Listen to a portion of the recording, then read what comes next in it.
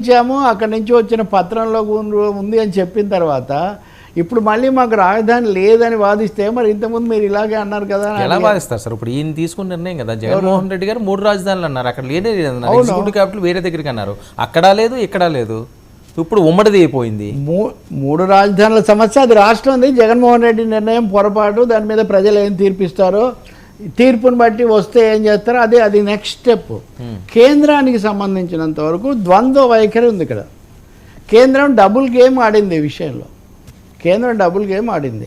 వాళ్ళు ఒకవైపునేమో అమరావతి రాజధాని, దానికి మేము కట్టుబడి ఉన్నాము అని చెప్తారు. మొన్న కూడా ప్రధాని, హోంమంత్రి ఇద్దరు అదే చెప్పారు కదా. వాళ్ళ ద్వంద్వ క్రీడ వాళ్ళు ఆపాలి.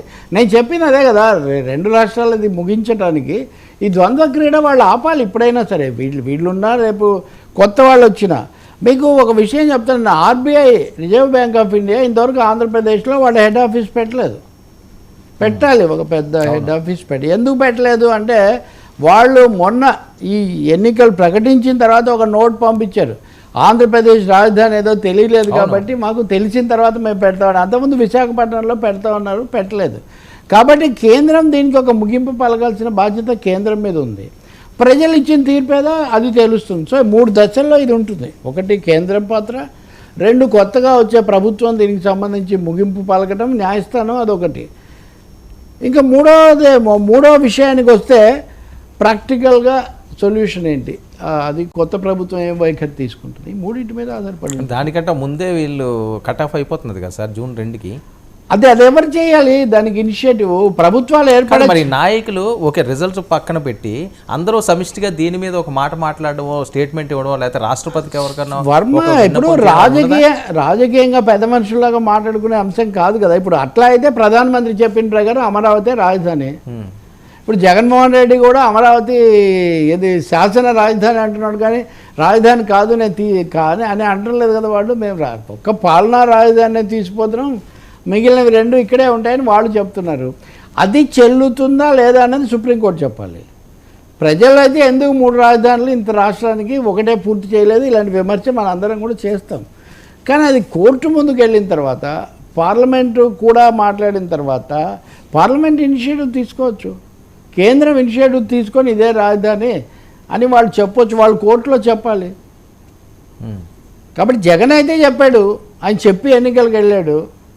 ఇప్పుడు ఎన్నికల్లో గెలిస్తే ఆయన ఏమంటాడు, రెఫరెండం అది. నేను గతసారి ఏమో చెప్పకుండా వెళ్ళి తర్వాత మార్చాడు, అది ఆయన చేసిన పొరపాటు. ఇప్పుడు నేను చెప్పే వెళ్ళాను, ప్రజలు నాకు ఎండర్స్ చేశారు, నాకు ఆమోదం వేశారు అంటాడు ఆయన. దీనికి ఎవరు సొల్యూషన్ చెప్పాలి? సో దీనికి రాజ్యాంగ పరంగా సుప్రీంకోర్టు చెప్పాలి, రాజకీయ పరంగా కేంద్ర ప్రభుత్వం చెప్పాలి. రాజకీయ పరంగానే ఎందుకు అంటున్నా అంటే, 1 అధికార పరంగా, 2 జగన్మోహన్ రెడ్డితో కూడా మీకు సంబంధాలు చాలా ఉన్నాయి కాబట్టి, 3వది జగన్మోహన్ రెడ్డి కాకుండా ఎన్డీఏనే వచ్చింది అనుకోండి, అప్పుడు మీరే అక్కడ ఇక్కడ ఉంటారు కాబట్టి మీరు దాన్ని సాల్వ్ చేయొచ్చు. బట్ ఇందులో ఏ విధంగా చూసినా హైదరాబాద్ ఉమ్మడి రాజధానిగా కొనసాగటం అనే పాయింట్ తీసుకుంటే అప్పుడు తెలంగాణ ప్రభుత్వం కూడా దానికి సమ్మతించాలి. తెలంగాణ ప్రభుత్వాన్ని అడగాల్సింది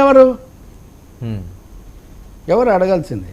కేంద్ర ప్రభుత్వమే కదా. కాబట్టి మీరు ఎట్నుంచి ఎటు చూసినా the ball is in central court, the ball is in supreme court. Sir వాళ్ళు ఆడి గేములకి 5 కోట్ల మంది జనాలు అక్కడ నలిగిపోవాలా? అసలు ఏం జరుగుతుందో తెలియకుండా 10 సంవత్సరాలు అయింది. నిజమే sir, let the centre take its own role. ఇప్పుడు కేంద్ర ప్రభుత్వం కూడా ఇప్పుడు లేదు కదా, మళ్ళీ జూన్ 4 ఫలితాల తర్వాత అది అవ్వాలి. కాబట్టి ఈ లోపల సుప్రీంకోర్టు ఎందుకు చెప్పకూడదు? వాళ్ళ ముందే కేసు ఉంది, ప్రస్తుతానికి పరిష్కారం అని.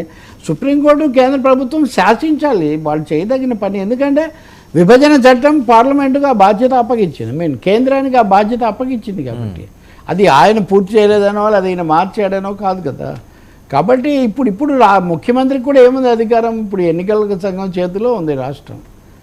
సో మీరు ఎంత మనం ఆవేదన పడినా ఆవేశపడినా అది రాజ్యాంగ అధికారం, కేంద్ర ప్రభుత్వం దాన్ని చెయ్యాలి. అలాగే సభల్లో చెప్పిన మోదీ గారు అదే పని చట్టబద్ధంగా చేయాలి కదా ఢిల్లీ వెళ్ళి. ఆ అధికారం ఉంది ఇంకా ఆయనకు. ఆయన ఎన్నికలప్పుడు చేశారని ఆయన అనడానికి ఏం లేదు. ఎందుకంటే అమరావతి గురించి మాట్లాడితే ఆయనకేమీ ఉన్నది, ఆయనకు కలిగే ప్రయోజనం ఏం లేదు. కాబట్టి రేపు ఎన్నికల పోలింగ్ అయిపోగానే, చివరి దశ పోలింగ్ అయిపోగానే కేంద్రం ఒక వైఖరి తీసుకోవచ్చు. జూన్ 2 కాబట్టి జూన్ 1న అయిపోతాయి ఇవన్నీ. అవును. జూన్ 2 చివరి దశ పోలింగ్. జూన్ 2 సాయంత్రమో లేదా ఇంకో రోజు వాళ్ళు దీని మీద అసలు ఆలోచన ఉందంటారండి? ఇప్పుడు వరకు చూస్తుంటే అసలు ఎవరికి సంబంధం లేనట్టుగా వాళ్ళు ఈ సమస్యలు కొనసాగించాలి, 2 రాష్ట్రాలు కీచులాడుకుంటూ ఇలాగే ఉండాలి, తమ పైనుంచి చేయాలన్నదే వాళ్ళ ఆలోచనగా ఉంది.